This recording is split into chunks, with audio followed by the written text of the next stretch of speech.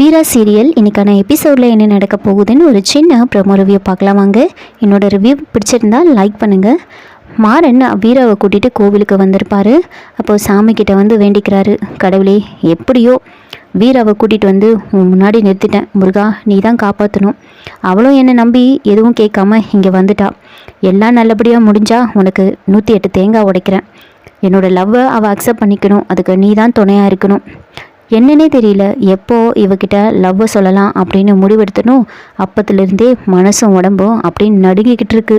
ரொம்ப பயமாக வேற இருக்குது. நான் ரொம்ப தைரியமான ஆளு தான். அவகிட்ட மற்ற நேரத்துலலாம் நல்லா தைரியமாக தான் பேசுவேன். ஆனால் இந்த விஷயத்தில் எனக்கு வார்த்தையே வரல. நீ தான் துணையாக இருந்து எல்லாத்தையும் நல்லபடியாக முடிச்சு கொடுக்கணும்.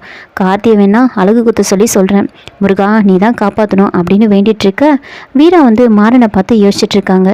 என்ன இவன் எப்போவுமே நாம தான் ரொம்ப நேரம் சாமி கும்பிடுவோம், இவன் அப்படி என்ன கும்பிட்டுட்ருக்கான்? மாறா அப்படின்னு கூப்பிட, என்ன முருகா லேடி வாய்ஸ்லலாம் பேசுகிற அப்படின்னு சொல்ல, அப்போ வீரா வந்துட்டு, மாறா கண்ணை திறந்து பாரு, நான் தான் கூப்பிடுறேன் என்ன அப்படின்னு கேட்டுட்டு இருக்காங்க.